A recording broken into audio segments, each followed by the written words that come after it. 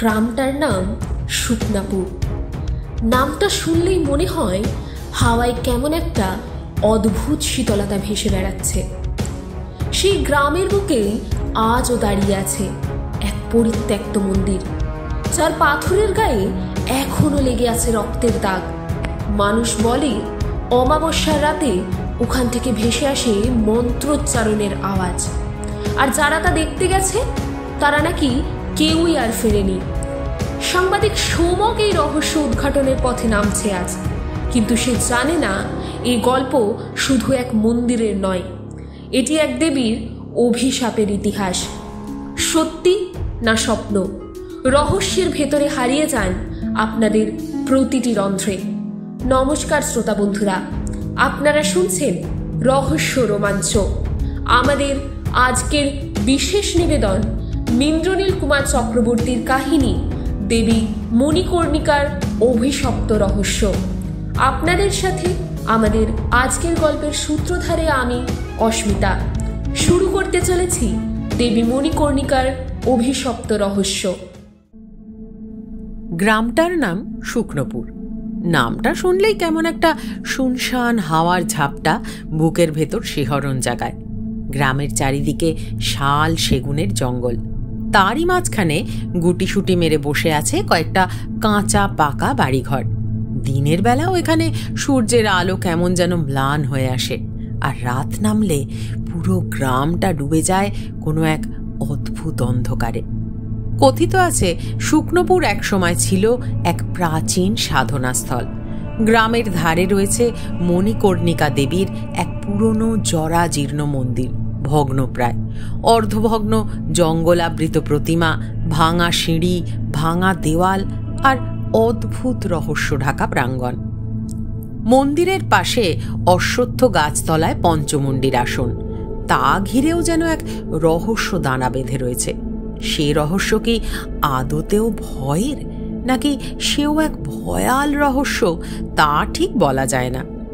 মানুষজন বলে সেখানে আজও অস্পষ্ট মন্ত্রপাঠের আওয়াজ পাওয়া যায়। সন্ধ্যের পর কেউ আর ওই ধার ঘেঁষে না। কেউ কেউ বলেছে তারা নাকি স্পষ্ট দেখেছে কে যেন ওই মন্দিরের চারপাশে ঘুরে বেড়ায়। গ্রামের কেউ বলেন এখনো অতৃপ্ত আত্মা এই মন্দিরের চারপাশেই ঘুরে বেড়ায়। কিন্তু গ্রামের পুরনো শিব মন্দিরের প্রবীণ পুরোহিত নবলাল বাবু বলেন, এই অবয়ব স্বয়ং মা, তিনি নিশ্চয়ই কিছু বলতে চাইছেন। কিন্তু কিন্তু কি কাকু? জানতে চাইল সোমক। আসলে সবই মানুষের ধারণা। আমি যখন ওখানে গেছিলাম তখনই এসব শুনেছি। খবরের কাগজে অনেক লেখালেখিও করেছি এই নিয়ে, কিন্তু এতে কতটা সত্যি আর কতটা মিথ্যে লুকিয়ে আর কতটাই বা যে বাস্তবতা রয়েছে সে বিষয়ে জানি না বাবু, আর সেটা অত জানতেও চাই। অফিসের সব থেকে পুরনো সম্পাদক শতদল বাবু বললেন, দারুণ ব্যাপার তো, শুনেই রোমাঞ্চ হচ্ছে। একবার গিয়ে ঘুরে আসতে হয়। আর আমার কাছে তো রহস্য মানেই অ্যাডভেঞ্চার। গত মাসেই যেতে হচ্ছে তাহলে। কিন্তু তোকে কি ছুটি দেবে? তাছাড়া সামনে পুজো আসছে, একগাদা লেখা, টাইপিং, হাজারো খবর সামলানো, কে করবে শুনি? চাপ নিও না কাকু, সব সামলে রেখেই যাব। আর ছুটির কথা, তারও প্ল্যান আছে। অফিসকে বলবো নতুন একটা খবর সংগ্রহের জন্য শুকনোপুরে যাব, তাহলে দেখবে ছুটি কনফার্ম। কিন্তু তুই ওখানে কেন যাবি? যা বলার আমি তো সেটা বলেই দিলাম নাকি? কাকু, আপনার কথায় ওই যে একটা কিন্তু তো থেকেই যাচ্ছে, সেটাও উদ্ঘাটনেই যাব। পাশের টেবিলে বসা অবিনাশ বাবুও বললেন, আরে শতদা, সোমককে যেতে দাও। তুমি বলো, আগের বারেও কুসুমপুরে বাবাকুঞ্জ আশ্রমে পুজোর পেছনে যে কোকেন আর ড্রাগস পাচার চলতো, ওটা তো সোমকই খুঁজে বার করলো নাকি? এবার দেখো, শুকনোপুর রহস্য ওই সলভ করবে। সে যা বলেছ অবিনাশ। কাকু, আমাকে রাস্তাটা বাতলে দিন। রাস্তা? আচ্ছা দাঁড়াও মনে করি। হ্যাঁ, মনে পড়েছে।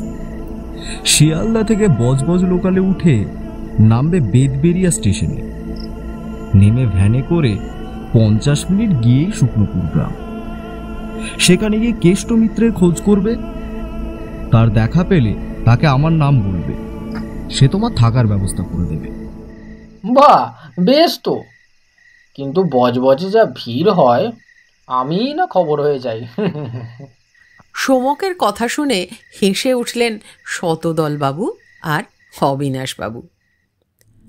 সোমক পরের দিনই দস্তাবেজ জমা দিল, শুকনোপুরে যাওয়ার জন্য ছুটি নেবে বললে। সে লিখল শুকনোপুরের মন্দিরে লুকিয়ে রয়েছে এক অজানা রহস্য, যা উদ্ঘাটনে তার সেখানে যাওয়া, আর সত্যিটা সামনে আনতে পারলে তাদের কাগজের টিআরপি আরও বাড়বে, ইত্যাদি ইত্যাদি। দস্তাবেজখানা পড়ে ম্যানেজারবাবু উৎসাহিত হয়ে ওঠেন। তার বিশ্বাস করার কারণও ছিল, কেননা সোমক এর আগের বারও তাদের অনেক নতুন নতুন ও অজানা খবর এনে দিয়েছে। তাই দেরি না করে শুকনোপুরে যাবার যাবতীয় খরচ মিটিয়ে দিয়ে বললেন, এবারের খবরটা কিন্তু জম্পেশ হওয়া চাই সোমক। সোমক নিশ্চয়ই বলে বেরিয়ে গেল। ডেস্কে ফিরে শতদলবাবুকে উদ্দেশ্য করে বলল, কাকু, আমি তাহলে শুকনোপুর রহস্য ভেদ করতে রওনা হই। শতদলবাবু বললেন, আশীর্বাদ করি বাবা, জয়ী হয়ে এসো। পরের মাস পড়তে না পড়তেই সোমক রওনা দিল শুকনোপুরের উদ্দেশ্যে। শিয়ালদা স্টেশনে পৌঁছতেই সোমকের মনে হলো শহরের এই হইচই আর ব্যস্ততার ভিড় পেরিয়ে তাকে একেবারে অচেনা জগতে প্রবেশ করতে হচ্ছে।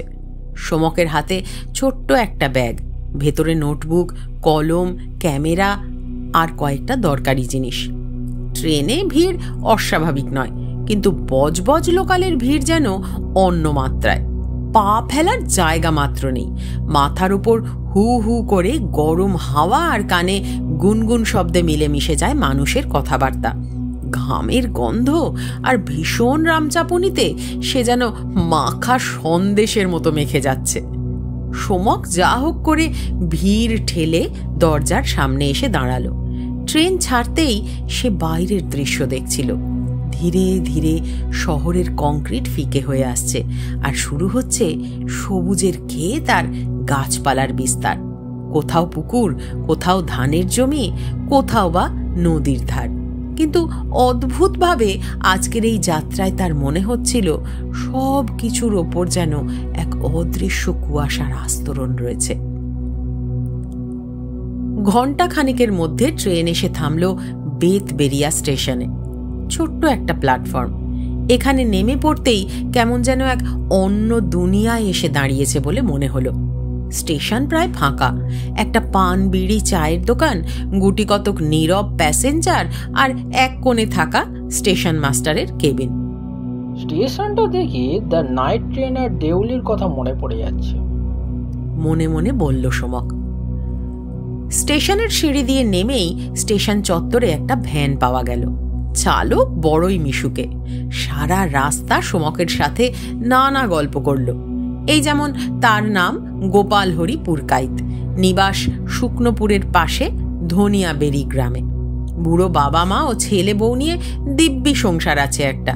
কিন্তু কথায় কথায় সোমক যখন শুকনোপুরের কথা বলল, লোকটা সেইটা শুনে প্রথমে খানিকক্ষণ চুপ করে রইল। তারপর হালকা গলা নামিয়ে বলল, ওই গ্রামে যাচ্ছেন বাবু? অন্ধকার নামার আগেই নিরাপদ আস্তানা কিন্তু খুঁজে নেবেন। সোমক অবাক হয়ে বলল, কেন? ওখানে রাতে কি অসুবিধা? গোপাল সোমকের দিকে না ফিরেই বলল, না, অসুবিধা কিছু না, তবে আমাদের ওখানে লোকজন ওদিকটা এড়িয়ে চলে সন্ধ্যার পর। তাই আপনাকে বলে দিচ্ছি বাবু, সন্ধ্যার পর কিন্তু রাস্তায় বেরোবেন না। প্রায় 50 মিনিট পর ভ্যান এসে দাঁড়ালো শুকনোপুরের মোড়ে, সামনে পটলদার চায়ের দোকানে।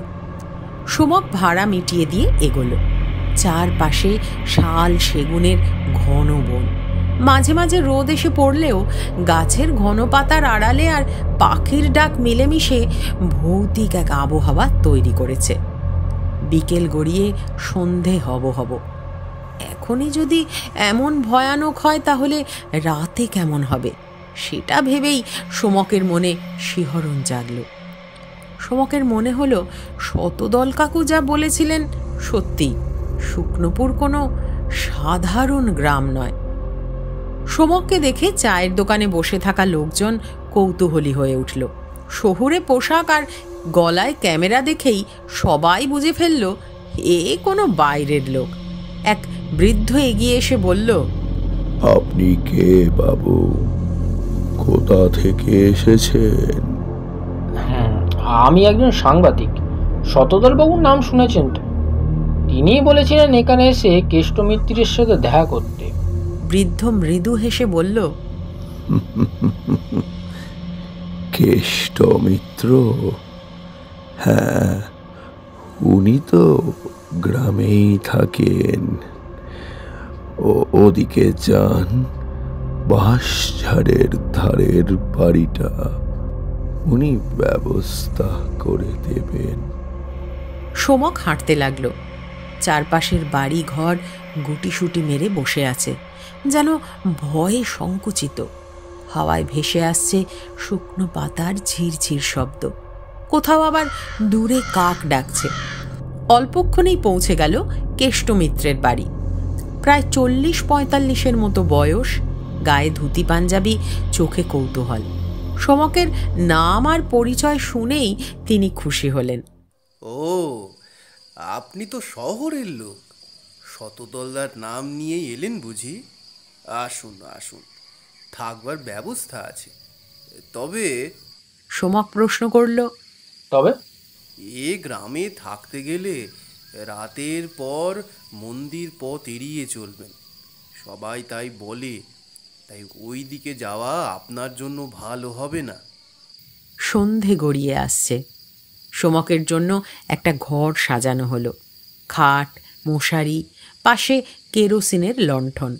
জানলার বাইরে থেকে দেখা যাচ্ছে গাছের সারি, আর বাতাসে কেমন যেন একটা অদ্ভুত গন্ধ। রাত নামতেই গ্রামটা যেন হঠাৎ স্তব্ধ হয়ে গেল। দূরে কোথাও কুকুর ডেকে উঠছে, আবার চুপ হয়ে যাচ্ছে। সোমক খাতা খুলে কিছু নোট লিখছিল। তখন হঠাৎই কানে এলো এক অস্পষ্ট শব্দ, যেন কারো মন্ত্রোচ্চারণ। ওং রিং রিং রিং স্বাহা, ওং রিং রিং রিং রিং স্বাহা, জয় মা, জয় মা। সে জানলার কাছে গিয়ে কান পাতল। অন্ধকারের ভেতর থেকে ভেসে আসছে সেই শব্দ, তাল মতো উঠছে নামছে, তারপর হঠাৎ থেমে গেল। মুহূর্তের জন্য তার গায়ে কাঁটা দিল। এই তো সেই গুজব। মানুষ বলে মণিকর্ণিকা দেবীর মন্দির থেকে রাতে শোনা যায় মন্ত্রোচ্চারণ। সোমক নোটবুকে লিখল, শুকনোপুর, এই প্রথম রাত। সত্যি শব্দ শোনা গেল। মন্ত্র না আওয়াজ, মানুষ না আত্মা। ঘরের মধ্যে নিস্তব্ধতা নেমে এলো। লণ্ঠনের আলো দপদপ করছে। দূরে কোথাও হঠাৎ ঝড়ে শুকনো পাতা উড়ে গেল। শব্দটা যেন কারো ফিসফিসানির মতো শোনালো। সোমক জানত এ তো সবে শুরু। সকালবেলায় পাখির ডাক আর মুরগির ডাকে সোমকের ঘুম ভাঙল। আড়মোড়া ভেঙে চোখ কচলাতে কচলাতে খাটের উপর উঠে বসল। খাটের ধারের জানলা লাগোয়া শিউলি গাছটা হালকা হাওয়ায় দুলছে। শিউলি ফুলের মিষ্টি গন্ধ পুরো ঘর ভরিয়ে দিচ্ছিল। দূরের বাঁশবনের মাথায় থাকা শালিকগুলো কিচিরমিচির করে ঝগড়া লাগিয়ে দিয়েছে। সোমক হাই তুলতে তুলতে বাইরে বেরিয়ে এলো। রাস্তা দিয়ে রাখাল গরুর পাল নিয়ে যাচ্ছে। গ্রাম্য বধূরা কাঁখে ঘোড়া নিয়ে চলেছে নদীর দিকে। এমন সুন্দর গ্রামে অমন ভৌতিক ঘটনা কিভাবে ঘটতে পারে? এমনই এক খটকা উঁকি দিতে লাগলো তার মনে। উঠোনের কোণার দিকে গোয়ালের সামনে বসে গরুর খড় কাটছিল কেষ্টমিত্তির। সোমককে দেখে বলল, আপনি উঠে পড়েছেন বাবু? এই গরিবের কুড়েতে ভালো ঘুম হয়েছে তো? হ্যাঁ হ্যাঁ কাকু, ঘুমটা বেশ হয়েছে, কিন্তু সোমকের কথায় একটু দ্বিধা দেখা যায়। কিন্তু কি বাবু? কাল রাত্রে মন্ত্রের আওয়াজের মতো খানিকটা শব্দ ভেসে আসছিল, কিছুই বোঝবার আগেই সেটা থেমে যায়। কথাটা শুনে একটু ভুরু কুঁচকে কেষ্ট বলে, আপনি সে আওয়াজ শুনেছেন বাবু? হ্যাঁ, স্পষ্ট। গলাটা খুব ভারী, দৃঢ়, শুনলেই মনে হয় যেন বাঘের গর্জন। এ আর নতুন কি বাবু, আমরা প্রায় 30 বছর ধরে শুনছি। ও এখন আমাদের কাছে তুচ্ছ ব্যাপার। মানে কিছুই না বাবু, ওই আওয়াজ প্রায় দিনই আমরা শুনি। তা কেউ কোনোদিন দেখার চেষ্টা করেননি? মাথা খারাপ? যদি ওইখানের প্রেতাত্মা আমাদের মারতে আসে? মারবে কেন? ওটা তো দেবীর মন্দির। দেবীর মন্দির না ছাই, দেবীর মন্দিরের এমন অবস্থা হয় কোনোদিন? কোনো দেবী কি তার প্রতিষ্ঠাতাকে সমূলে নিবংশ করতে পারে? ও মেয়ে মানুষ খেকো। কিছুই বুঝলাম না তো, এর মানে কি? সে এক অনেক বড় কাহিনী, বলবো খানে। তার আগে আপনি যান, চোখ মুখ ধুয়ে আসুন, আমি চা বানাচ্ছি। এই বলে কেষ্টমিত্তির উঠে এগিয়ে গেল দাওয়ার দিকে। কেষ্টমিত্তির চলে যাবার পর সোমক ফিসফিসিয়ে নিজের সাথেই বলে, ব্যাপারটা গোলমেলে, কুছ তো গড়বড় হে সোমক। হঠাৎ পেছন থেকে কে জানি বলে উঠল, আগে বাবু চিনি কতটা দেব? সোমক আটকে উঠে বলল, কে? আগে আমি কেষ্ট। ও হ্যাঁ, কি বলছিলেন বলুন। বলছিলাম চাই কতটা চিনি দেব? 2 চামচ। আচ্ছা। এই বলে কেষ্টমিত্তির চা করতে চলে গেল। কেষ্টমিত্তির যাওয়ার পর সোমক কেষ্টর বাড়ির খিড়কির পুকুরের ধারে বসে ভাবতে লাগলো, রহস্যটা কি আদৌ অতি প্রাকৃতিক নাকি গাঁজাখুরি? কেননা এমন রহস্যের মোকাবিলা সে আগেও করেছে। এরই মধ্যে কেষ্ট ডাক দিল, বাবু চা তৈরি, আপনি এখানে আসবেন নাকি ওখানে দিয়ে যাব? একটু নিয়ে আসুন কাকু। কেষ্ট খানিক পরেই বাটি ভর্তি মুড়ি আর 1 পেয়ালা দুধ চা দিয়ে গেল। খাঁটি গরুর দুধের চা। চায়ের উপর মোটা স্বরের আস্তরণ পড়েছে। সোমক 1 চুমুক দিতেই শান্তিতে চোখ বন্ধ করে বলল, আহ। পরক্ষণেই, হ্যাঁ কাকু, বলুন কি বলছিলেন।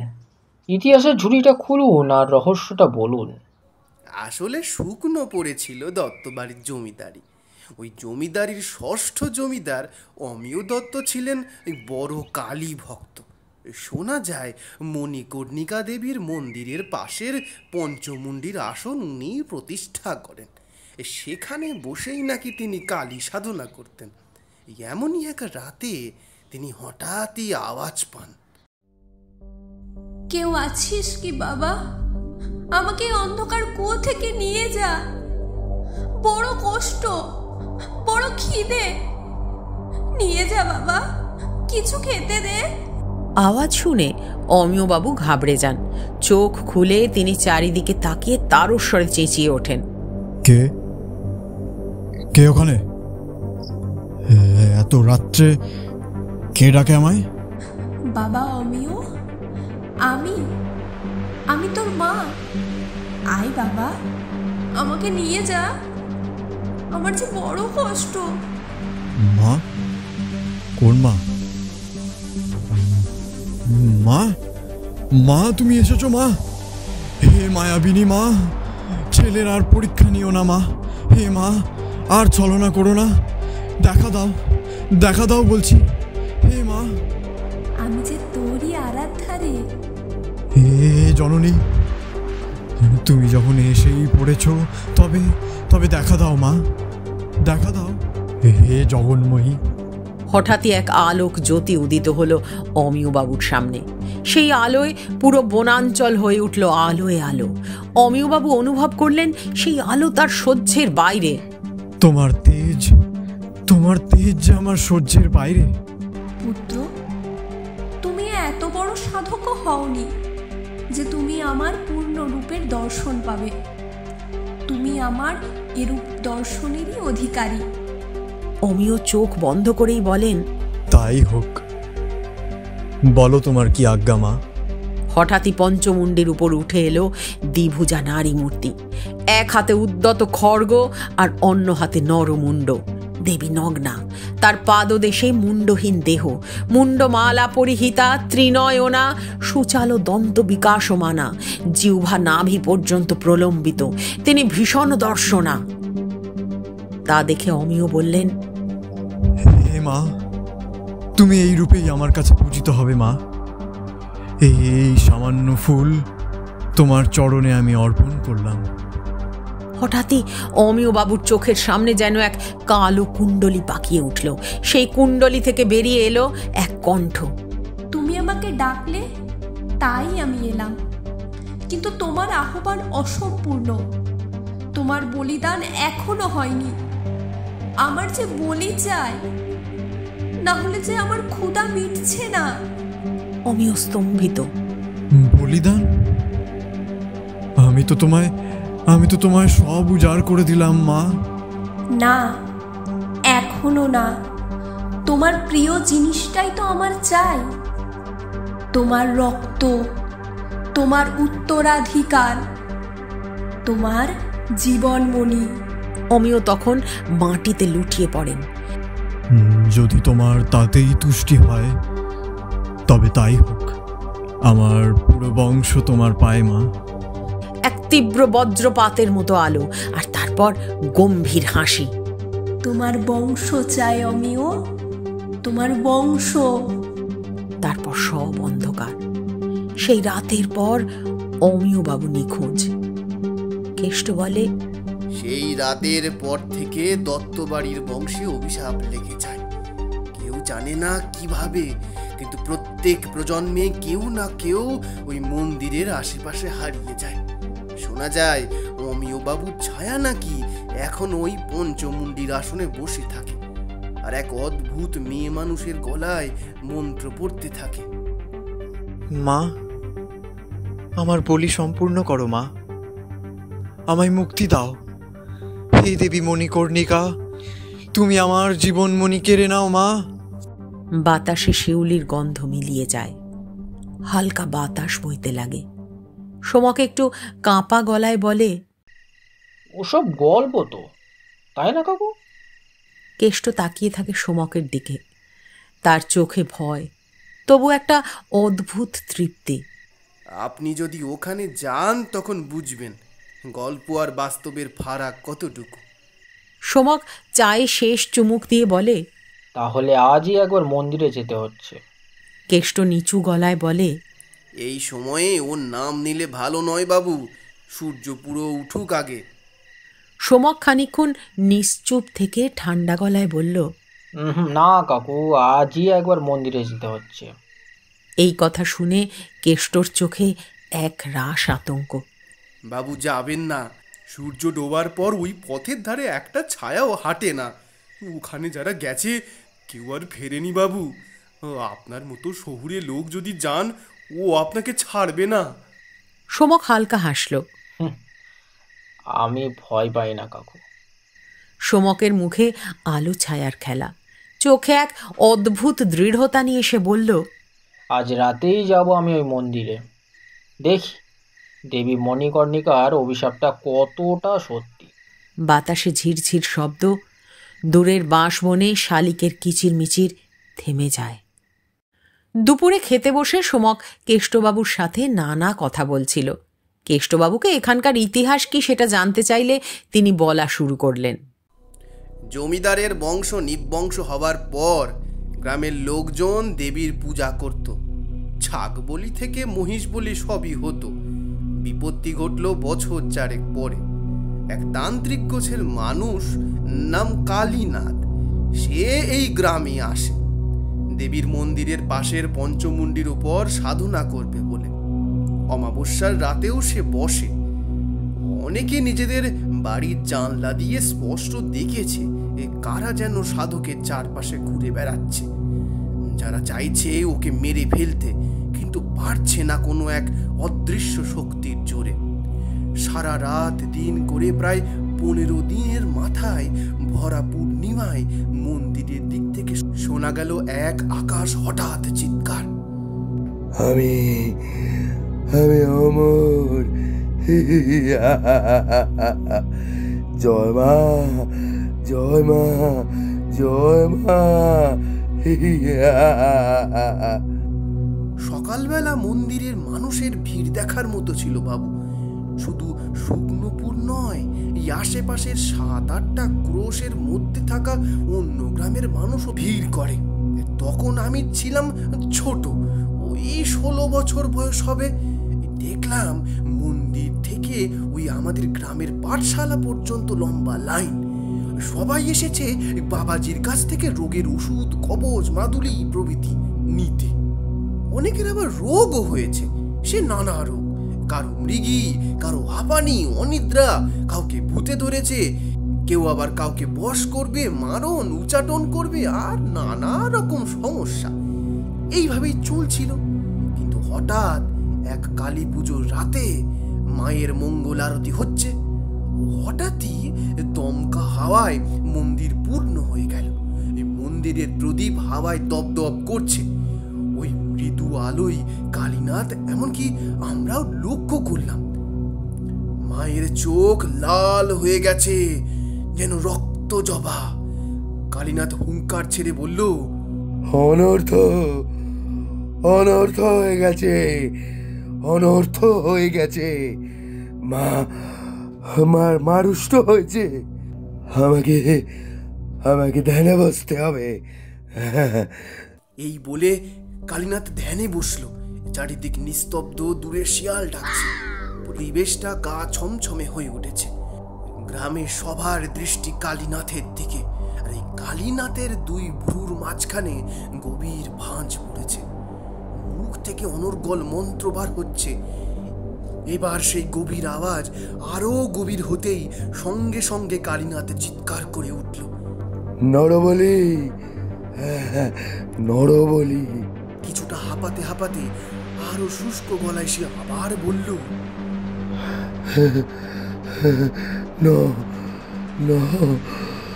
নরবলি চাই, ওই বেটিও খাবে, এবার সবাই রে খাবে। উদ্বিগ্নতায় কালীনাথের চোখ লাল, মুখ ফ্যাকাশে। সবাই চিন্তা করলো কি হবে এখন, কি বা হবে বলির জোগাড়। হঠাৎ ঠিক হলো গ্রামের যোগীর বামন হরি ঠাকুরের ছেলে নিতাইকে বলি দেওয়া হবে। এই মতো তাকে আনা হলো। এদিকে নিতাইয়ের মা আছাড় খেয়ে খেয়ে কাঁদছে, কিন্তু সেই আওয়াজ আকাশ ছোঁয়া ধ্বনি, ঢাক আর কাসরের আওয়াজের সামনে কিছুই নয়। যথা সময়ে নিতাইকে আনা হলো। 1 ঘটি গরম দুধ আর পঞ্চব্যঞ্জন খাইয়ে তার পুজো দিয়ে, গলায় জবা ফুলের মালা দিয়ে, আর মাথায় 1 পেল্লায় সিঁদুরের তিলক। নিতাইয়ের মা এবার সবাইকে ঠেলে গিয়ে কালীনাথের পা ধরিয়ে কাঁদতে কাঁদতে বলল, বাবা, আমার ছেলেটিকে মারবেননি বাবা, ও আমার একমাত্র সম্বল। ও গেলে আমি কি নিয়ে বাঁচবো? ছেড়ে দিন ওকে, ছেড়ে দিন। ছাড় না, ছাড়। স্বয়ং মা তোর ছেলেকে চেয়েছেন, বাধা দিসনি। এই বলে নিতাইয়ের মায়ের হাত ছাড়িয়ে হাঁড়ি কাঠের দিকে এগিয়ে গেল। নিতাইয়ের মা সাপ মন্নি করতে লাগলো, আমি অভিশাপ দিচ্ছি, গ্রামের সবাই ওলা ওঠা হয়ে মরবি। ওই হারামজাদিরই বেটি আর পুজো পাবে না, সব ধ্বংস হয়ে যাবে। গ্রামের সবাই ভয় পেলেও কালীনাথের থেকে অভয় পেয়ে তারা সেই মৃত্যু লীলার জয় ঢাক আরো জোরে বাজাতে থাকে। আর এরই মধ্যে কালীনাথ জয়মা বলে নিতাইয়ের গলায় বসিয়ে দিল 1 কোপ। রক্ত ছিটকে গিয়ে পড়ল মণিকর্ণিকার পায়ে গায়ের সর্বত্র। নিতাইয়ের মা আত্মস্বরে কাঁদতে লাগলো। কালীনাথ নরমুণ্ড ঝুলিয়ে দিল দেবীর হাতে, আর নিতাইয়ের নিথর মুন্ডহীন দেহ পড়ে রইল মন্দিরের দোরগোড়ায়। তার উপর ডুকরে ডুকরে কাঁদতে কাঁদতে মূর্ছা যেতে লাগলো। তারপর গ্রামের লোকেরা শেষ পুজো ছেড়ে চলে আসে। তারপর মন্দিরে কি হয়েছিল তা জানি না বাবু, কিন্তু কিন্তু কি বলুন। পরদিন দেখা গেল নিতাইয়ের মা কোথাও নেই। নিতাইয়ের মুন্ডহীন দেহ পড়ে রয়েছে দেবীর সামনে। অনেকেই বলেছেন নিতাইয়ের মা পাগল হয়ে গেছে। নিতাইয়ের পর আর কোনো নরবলি হয়নি, কিন্তু প্রতি অমাবস্যায় প্রতি গৃহস্থের একজন করে মরত। সে যেভাবেই হোক, গলায় দড়ি, বিষ খেয়ে ভেদবমি, কি কাণ্ড! সেই সব দেখে আমার বাবা আমাদের নিয়ে চলে গেলেন শহরে। এখান থেকে ফেরার পর শুনেছি পরের বছর কালী পুজোয় যখন আমরা এখানে ছিলাম তখন আবার সেই কাণ্ড। কিন্তু এবার নরবলির কথা উঠতেই গ্রামবাসী গেল বেজায় ক্ষেপে। তারা কালীনাথকেই বেঁধে নরবলি দিল। দেবীর মূর্তি লাঠির আঘাতে কিছুটা ভেঙে রেখে চলে গেল। তারপর থেকে গ্রামে অভিশাপের প্রকোপ কমল। এখন কেউ আর ওই পথ মাড়ায় না, পুজোই হয় না, জঙ্গলে ভরে গেছে। কথাগুলো শেষ করে কেষ্ট থেমে বলল, বুঝলেন বাবু, কেন বলছিলাম ওই বেটি মানুষ খেকো। সোমক ভাতের শেষ দলাটা কচু শাকের সাথে মুখে দিয়ে ঢকঢক করে এক গ্লাস জল খেয়ে বলল, কাকা সন্ধেতে ওখানে যাব, দেখি আপনার মানুষ খেকো দেবীর সন্ধান পাই কিনা। তখন বিকেল গড়িয়ে সন্ধ্যা হব। পিঠে ব্যাগ আর একটা টর্চ নিয়ে এগোলো মন্দিরের দিকে। তার সাথে কেষ্টমিত্তিরও চলল। কেষ্টমিত্তিরের বাড়ি থেকে প্রায় 3 মিনিট হাঁটা পথে জলা জঙ্গল পেরিয়ে শেষ পর্যন্ত পাওয়া গেল সেই মন্দির। জীর্ণ কিছু জায়গা ভাঙা, গায়ের ফাটল দিয়ে বট অশ্বত্থের চারা দিব্যি বড় হয়ে উঁকি মারছে। অন্ধকারের মধ্যে ঘাপটি মেরে বসে আছে মন্দিরটা। পাশের উঁচু স্থানটা আশা করা যায় পঞ্চমুণ্ডির আসন। সামনে প্রকাণ্ড হাঁড়িকাঠ। সন্ধ্যা হয়েছে। সোমক টর্চ ফেলল মন্দিরের গায়ে। একটু এগোতেই দেখতে পেল সেই দেবী মূর্তি। দেবীর হাতে উদ্যত খড়গে শুকনো রক্তের দাগ। দেবীর গায়েও রক্তের শুকনো দাগ। গায়ে ধুলো জমেছে। হাতে নরকরটি মনে হয় নিতাইয়ের মুন্ডু। সামনে মুন্ডবিহীন কঙ্কাল। মন্দিরের গর্ভগৃহে বিভৎস উৎকট গন্ধ। দেবীর চোখ ঠিকরে বেরিয়ে আসছে। সোমকের প্রথমটা দেখে তার দম বন্ধ হয়ে গেছিল। কেষ্টমিত্তির তাকে বারবার সাবধান করছে। অগত্যা সোমক পরের দিন আসবে ভেবে চলে গেল। রাতের খাবার খেয়ে সোমক ঘুমিয়ে পড়ল। হ্যারিকেনের আলোর দপদপানিতে ঘরের সেই আলো আঁধারি আর মন্দিরের ভয়াবহতা বিরক্ত করছে সোমককে। সোমকের ব্যাপারটা কেমন যেন ঠিক লাগছে না। কিছুটা বিরক্তির সাথেই ঘুমোলো সোমক। সকালবেলা কোনো রকমের চা খেয়ে গলায় ক্যামেরা ঝুলিয়ে আর পিঠে ব্যাগ নিয়ে রওনা দিল সোমক। মন্দিরে পৌঁছে কিছু কিছু ছবি তুলে কিছুটা লিখে ব্যাপারটা বোঝার চেষ্টা করল। হঠাৎই ওর মনে হলো পেছন দিয়ে কোনো ছায়া চলে গেল। চলে যাওয়ার পর সোমকের সারা শরীরে ঠান্ডা স্রোত বয়ে গেল। সোমক বুঝতে পারল তার এখানে থাকা আর উচিত হবে না। তাই দুপুর হওয়ার আগেই সোমক বাড়ি ফিরে এলো। বাড়ি এসেও কেমন জানি মনে হচ্ছিল তার। তাই ব্যাগ থেকে নোটবুকটা বের করে লিখল, অপ্রাকৃতিক দেবীর রহস্য কি আদৌ বুঝবে, নাকি আবার তার খড়গ হয়ে শুকাবে কোনো মানুষের রক্তের দাগ। রাত্রে ঘুম আসছে না সোমকের। জায়গাটা আর মূর্তিটা ঘন ঘন স্বপ্নে আসে ওর। মূর্তির সেই ভয়ঙ্কর দৃষ্টি, উদ্যত খড়গ আর নরকরটি শিহরণ জাগায় মনে। বাইরে বইছে শীতল গ্রাম্য হাওয়া। তাতে পাতার ঝিরঝিরানি আর ঝিঝি পোকার ডাক মিলে একটা অদ্ভুত শব্দের সৃষ্টি করেছে। ঠান্ডা হাওয়ায় সবে ঘুমটা আসছে, হঠাৎ সোমকের মনে হলো জানলার বাইরে কেউ দাঁড়িয়ে। চমকে উঠে পড়ল সোমক। ভয়ও পেয়েছিল একটু। বাইরে কাউকে না দেখেও নিশ্চিন্ত হয়ে ঘুমোলো। ঘুমের মধ্যে স্বপ্নে সোমক দেখতে পেল যেন কোনো এক নারী মূর্তি, যার চুল এলো, মাথা থেকে পা পর্যন্ত বিস্তৃত, গাত্রবর্ণ কালো। সে সোমককে পিছু ফিরে ডাকছে, বাবা, আমাকে কিছু খেতে দিবি? অনেকদিন কিছু খাইনি। বড় খিদে রে বাবা, আমার বড় তেষ্টা। সুমক কে? জিজ্ঞাসা করতেই হঠাৎ বিদ্যুৎ চমকানোর শব্দ শুনে লাফিয়ে উঠল। উঠেই কে কে ওখানে বলে চিৎকার জুড়ল। ততক্ষণে বৃষ্টি নেমেছে মুষলধারে। সোমকের চিৎকারে কেষ্টমিত্তির পাশের ঘর থেকে বেরিয়ে এসেছে। এসে সোমককে বিচলিত দেখে সে বলল, কি হয়েছে বাবু? আপনি এত অস্থির কেন? মণি মণি বলেই মূর্ছা গেল। পরের দিন সকালে ঘুম থেকে উঠেও সোমকের ঘোর যেন কাটেনি। হাত পা দুর্বল, মাথাটাও কেমন ঝিমঝিম করছে। চোখটা কচলে খুলে দেখল কেষ্ট তার পাশেই বসে রয়েছে। সোমক উঠতেই সে বলল, বাবু আপনি ভালো আছেন? আপনার কি কিছু হয়েছিল? ও আপনি অজ্ঞানী বা কেন হয়ে গেছিলেন? প্রশ্নটা শুনতেই সোমকের কাল রাতের স্বপ্নের কথা মনে পড়ে গেল। সে বলল, কাকা, আমার স্বপ্নে মনে হলো যেন কোনো স্ত্রী আমাকে সন্তান স্নেহে ডেকে আমার কাছে খেতে চাইছে। বলছে সে নাকি খুব ক্ষুধার্ত। কি কি বলছেন বাবু?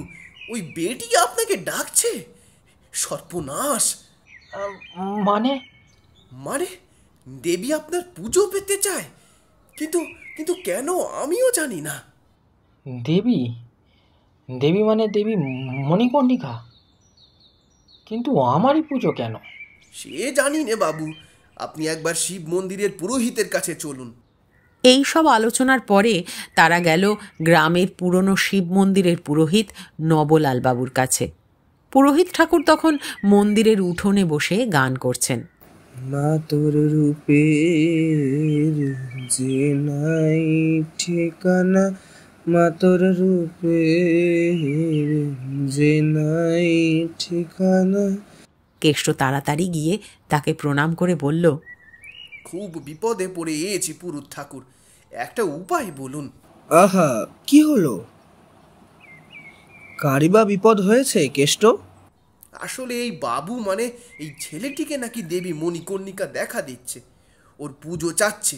কিছুই তো বুঝতে পারছি না।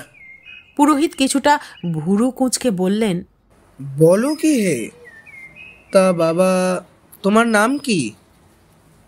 সোমক দত্ত। ও, তাহলে নিশ্চয়ই তোমার বাবার নাম সুদীপ্ত দত্ত। সোমক কিছুটা অবাক হয়েই বলল, আপনি কিভাবে জানলেন? আমার সাথে আগে দেখা হয়েছে এমন তো মনে পড়ছে না। কেষ্ট পুরোহিতের মুখের দিকে ফ্যাল ফ্যাল করে চেয়ে থেকে বলল, ঠাকুর আপনি কিভাবে জানলেন ওর পরিচয়? ওহে কেষ্ট, অবাক হওয়ার মতো কিছুই নেই। তুমি বুঝলে না, এ তো আমাদের জমিদার বাড়ির বংশের ছেলে। তুমি ওর তেজময় শরীর দেখে এখনো বুঝতে পারোনি? কিভাবে সম্ভব? সেই বংশ নির্বংশ। না হে, তাদের কিছু বংশ বেঁচেও গিয়েছিল। আমি যতদূর শুনেছিলাম তারা নাকি শহরে গেছিল, কিন্তু তারপর যা যা ঘটলো আমি তাই আর বেশি মুখ খুলিনি। ও যে আবার এখানে ফিরে এসেছে, এসবই ভোলা মহেশ্বরের কৃপা। তা বাবা, তুমি এক কাজ করো, কাল মহালয়ার রাত, ভরা অমাবস্যা, তুমি কাল ছাগল বলি দিয়ে দেবীকে পূজা করো। আর পূজা শেষে কি কি করতে হবে তা আমি তোমাকে বলে দিচ্ছি। এই বলে পুরোহিত সমস্ত কিছু সোমককে বলে দিল। পরদিন পুরোহিত ঠাকুরের কথা মতো সোমক গেল মন্দিরে। সেখানে গিয়ে দেবীকে লাল বস্ত্র পরিয়ে গলায় রক্ত জবা পুষ্পমাল্য নিয়ে পূজা অর্চনা শুরু করলো। আস্তে আস্তে সে শুরু করলো মহামন্ত্র পাঠ। হঠাৎ করেই পেছন থেকে ডাক এলো, বাবা তুই এসেছিস? এবার আমাকে কিছু খেতে দে। কি খাবি? মাংস, রক্ত, আমার খুব খিদে। চেষ্টা। কেন রে মা, সন্তান রে খাবি কেন?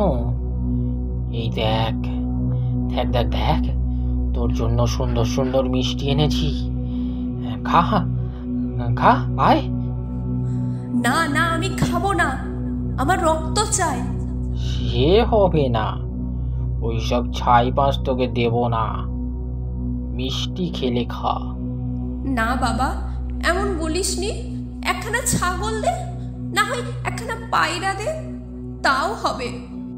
আগে কথা দে তুই আর রক্ত চাইবি না, আর তোর এই মূর্তি সরিয়ে অন্য মূর্তি বসাবো রে মা, তোর জগৎ জননী মূর্তি।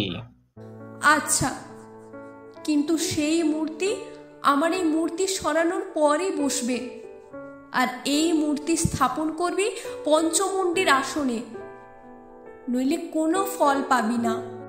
এই বলে ছাগ বলি সম্পন্ন করে দেবীকে আরতি করে সেই মূর্তি পুজো দেয় অশ্বত্থতলায়। তারপর পঞ্চমুণ্ডির আসনে দেবী ঘট আর মায়ের চতুর্ভুজাসন স্নেহময় মূর্তি প্রতিষ্ঠা করে সোমক। হঠাৎ কিসের মহিমায় মন্দিরের প্রদীপগুলো জ্বলে ওঠে। মূর্তি থেকে এক আলোক ছটা নির্গত হয়ে বলে, বাপধন, আমি আর কারোর কিছু ক্ষতি করব না, আমি তোদের রক্ষা করব। তোর পূর্বপুরুষ যে মূর্তি পেয়েছিল তা কোনো ভালো মূর্তি নয়, তার জন্যই এই অবস্থা, কিন্তু তুই সব ঠিক করে দিয়েছিস। সেদিনের পুজো সেরে সোমক মাকে প্রণাম জানিয়ে বাড়ি ফিরে এসে যায় শিব মন্দিরে। পুরোহিত ঠাকুর এখনো বসে যেন তারই অপেক্ষায়। তিনি সোমককে দেখে বললেন, কি হে, মাতৃদর্শন হলো? হ্যাঁ ঠাকুর, কিন্তু আমার না আছে দীক্ষা, না আমি জানি কোনো পুজোর ধরন, তাহলে দেবী কেন আমাকেই বেছে নিলেন? বিষয়টা তোমাকে বেছে নেওয়া নয়, আসলে তুমি যে বংশের সন্তান সেই বংশই মায়ের আসল উত্তরাধিকারী। কালীনাথের পৈশাচিক শক্তি দেবী মূর্তিকে আরো পৈশাচিক করে তুলেছিল, তাই মা চেয়েছিলেন তোমার হাতেই পুজো নিয়ে সবার মঙ্গল করতে। কিন্তু ঠাকুর মায়ের কেমন লীলা? ওহে বাছাধন, তুই কার লীলা ধরতে যাচ্ছিস? ওই শ্মশানচারের লীলা বোঝা তোর ক্ষমতা না, স্বয়ং মহাদেবতা বোঝেন না। ওই শ্মশানচারীর ভাব বুঝি না, ওই শ্মশানচারীর ভাব বুঝি না। সোমক সেই ভক্তি রসে পরিপূর্ণ গানে বিভোর হতে হতে ভাবতে লাগলো, অতি প্রাকৃত মানে ভয় বা বিভৎস কিছু নয়, এর মানে প্রকৃতির ঊর্ধ্বে বা যা হয়তো বিশ্লেষণ করা উচিত।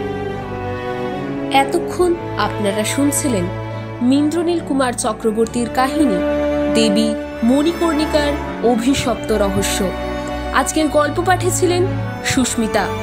গল্পে কালীনাথ তান্ত্রিক এবং বৃদ্ধর চরিত্রে সম্রাট, সোমকের চরিত্রে তুহিন, পুরোহিত মশায়ের চরিত্রে নীল, কেষ্টর চরিত্রে অচ্যুত, দেবীর চরিত্রে স্নেহা, শতদল বাবু, অবিনাশ বাবু এবং ম্যানেজারের চরিত্রে রাহুল, অমিয়র চরিত্রে সম্বিত, মায়ের চরিত্রে স্নেহা। আপনাদের যদি আজকের এই গল্পটি ভালো লেগে থাকে তাহলে অবশ্যই লাইক কমেন্ট করবেন এবং পরবর্তীকালে এরকম আরও রহস্যময় গল্প শোনার জন্য সাবস্ক্রাইব করতে ভুলবেন না আমাদের চ্যানেল রহস্য রোমাঞ্চকে। ভালো থাকবেন, সুস্থ থাকবেন। Stay tuned with us and wish you a happy Diwali, Kali Puja and Bhatru Ditya. Thank you.